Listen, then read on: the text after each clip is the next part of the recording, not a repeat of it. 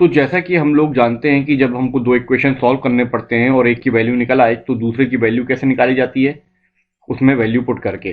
तो beta one हमने क्या पुट किया था, ये पुट किया था। तो अब हम इसमें बीटा वन की वैल्यू देखें तो दोनों तरफ हमने एन एन ले लिया और बीटा टू की वैल्यू हमको यहां पर पुट करनी है। Beta one equal to Y bar minus beta two X bar, क्योंकि एन और एन नीचे आ गए इसके, तो summation Y I upon N क्या हो जाएगा, वाई बार, और summation X I upon N क्या हो जाएगा, एक्स बार। तो ये इक्वेशन आ गया। अब बीटा टू की वैल्यू हमको पता है, हमने अभी निकाली है, हमने वो इसमें पुट कर दी और इसके बाद हमने जब एलसीएम लिया एक्स बार का मल्टीप्लाई करके तो ये इक्वेशन बना। यानी कि ये दोनों ऊपर गए, वाई बार के साथ मल्टीप्लाई हुए, प्लस ये जो अंदर की दो क्वांटिटीज थी इसमें एक्स बार का भी मल्टीप्लाई हुआ। यहाँ पे आप पेपर पेन लेकर अगर करेंगे तो आपको समझ में आएगा। ये दोनों एज इट इज आ गई ऊपर, देखिए, और साथ में क्या मल्टीप्लाई हो गया, वाई बार वाई बार। यहाँ पे एक्स बार का इसमें मल्टीप्लाई हुआ यहाँ, और एक्स बार का मल्टीप्लाई यहाँ हुआ। इसको हम कैरी फॉरवर्ड करते हैं यहाँ पर। अब बहुत ध्यान से देखिएगा, यहाँ ये summation X I summation Y I और ये एक्स बार है, और यहाँ पर समेशन एक्स बार और एन है। इसकी जगह हम क्या लिख सकते हैं, और यहाँ वाई बार है, समेशन एक्स आई स्क्वायर है, यहाँ वाई बार और एन है। यानी हम इसको और अगर तोड़ें तो एक्स आई की जगह, समेशन एक्स आई की जगह हमें एन एक्स बार लिख दिया, और इसको हमने वैसे ही रहने दिया, और यहां चेंजेस लाए हैं हम। एक्स आई की जगह हमने एन एक्स बार और वाई आई की जगह हमने एन वाई बार ले आए हैं। अब देखिए, ये वाली क्वांटिटी और ये वाली सेकंड और फोर्थ ये दोनों बराबर हैं, इसलिए ये दोनों कैंसिल हो जाएंगी और बचेगा ये beta one equal to this. ये वैल्यू आ गई बीटा वन की, लेकिन अभी भी यहाँ एक्स बार और वाई बार के टर्म्स में है। इसको हम चेंज करें, अगर हम इसको चेंज करते हैं तो यहाँ पर आ जाएगा समेशन वाई आई और एक्स बार एन की जगह हो जाएगा समेशन एक्स आई। यहाँ भी एक एन है, ओके। तो ये हमारा बीटा वन आ गया। यानी बीटा टू और बीटा वन हमने एस्टिमेटर्स निकाल लिए। अगर ये निकल गया तो अब हम रेग्रेशन लाइन बना सकते हैं।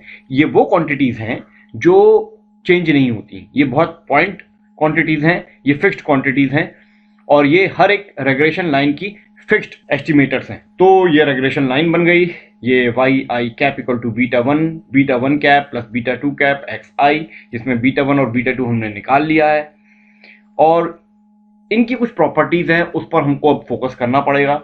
तो पहली प्रॉपर्टी ये है कि जो ऑर्डिनरी लीस्ट स्क्वायर एस्टिमेटर्स हैं, यानी बीटा वन और बीटा टू, इनको हम एक्स और वाई की टर्म्स में अच्छे से रिप्रेजेंट कर सकते हैं। और एक्स और वाई क्या है, हमारे ऑब्जर्वेशंस, ऑब्जर्वेबल क्वांटिटीज हैं। पहली प्रॉपर्टी तो इनकी ये है। दूसरी प्रॉपर्टी ये है कि पॉइंट एस्टिमेटर्स हैं, फिक्स्ड हैं, ये चेंज नहीं होते, ये एक रेग्रेशन लाइन को रिप्रेजेंट करते हैं। एक ही बीटा वन होगा, एक ही बीटा टू होगा। एक बार ऑर्डिनरी लीस्ट स्क्वायर एस्टिमेटर निकाल लिए जाएं सैंपल डेटा से, तो हम रेग्रेशन लाइन आराम से बना सकते हैं। तो ये जो रेग्रेशन लाइन बन जाती है, इसकी कुछ प्रॉपर्टीज है। पहली प्रॉपर्टी तो ये है कि ये कहां से पास होगी, जो x का मीन है यानी x बार और y का मीन है y बार, उनके इंटरसेक्शन से पास होगी। ये पहली प्रॉपर्टी है। सेकंड प्रॉपर्टी ये है कि अगर मीन वैल्यू एस्टिमेटेड जो हमने निकाली है y की, वो वाई आई कैप है और ये बराबर होगी एक्चुअल जो y है उसके मीन के बराबर, यानी हमारा एस्टिमेटेड और एक्चुअल ये दोनों बराबर होंगी। कैसे, देखिए, वाई आई कैप होता है beta one cap plus beta two cap X I, ये लिखा है अपन ने इक्वेशन, और बीटा वन की वैल्यू क्या होती है, Y bar minus beta two X बार। ये अभी हमने पीछे निकाली थी, आप लोग भूले ना होंगे। ये हमने जब वैल्यू पुट की बीटा वन की, तो बीटा टू कॉमन निकाल लिया, तो ये हो गया एक्स आई माइनस एक्स बार, और x I minus X bar zero होता है क्योंकि एक्स फिक्स्ड है, वहां डेविएशन नहीं है। इसलिए Y I cap equal to Y bar, यानी एस्टिमेटेड का जो मीन है वो एक्चुअल के मीन के बराबर है, ये चीज। थर्ड पॉइंट ये है कि मीन वैल्यू जो रेसिडुअल्स की है यानी एरर्स की है वो जीरो होगी, ये मैं पहले भी बता चुका हूं। तो Y I equal to beta one cap plus beta two cap X I plus U I cap, ये जो हमने बहुत पहले इक्वेशन लिया था, फर्स्ट वाला इक्वेशन है ये, वो इक्वेशन है। ये किसका है, वाई आई कैप लग गया तो सैंपल वाले का है, और ये टोटल का है। ये कहां से आया था, U I cap equal to Y I minus beta one cap minus beta two cap X आई।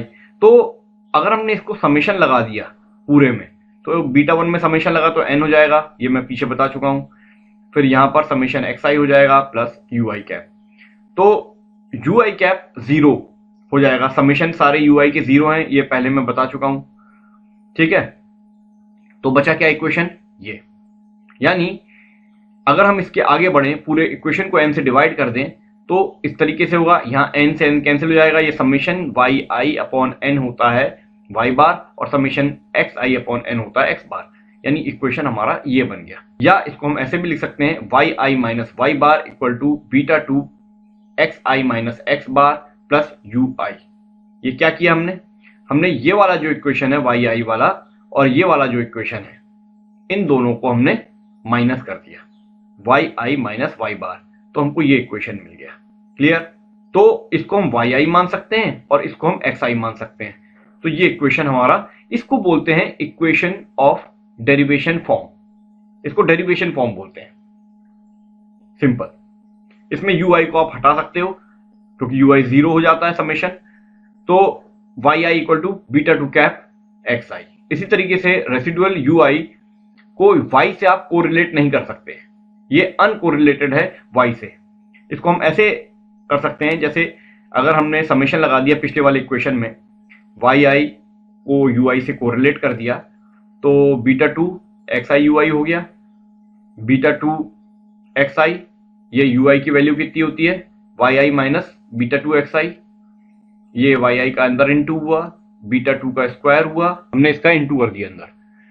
इसके बाद हमने ये इक्वेशन लाए, ये कहां से आया, इसके बराबर कैसे आ गया, क्योंकि बीटा टू होता है summation X I Y I upon summation X I square के बराबर। जहां मैंने बीटा टू की वैल्यू निकाली है वहां ही मैंने बताया है। तो जब ऐसा होता है तो इसकी जगह हमने क्या लिख दिया, एक्स आई स्क्वायर लिख दिया, तो ये दोनों न्यूट्रलाइज हो गए, जीरो होगा इसका। इसी तरीके से ये यू आई जो है एक्स आई से भी कोरिलेटेड नहीं है, क्योंकि ये भी अल्टीमेटली जीरो हो जाता है।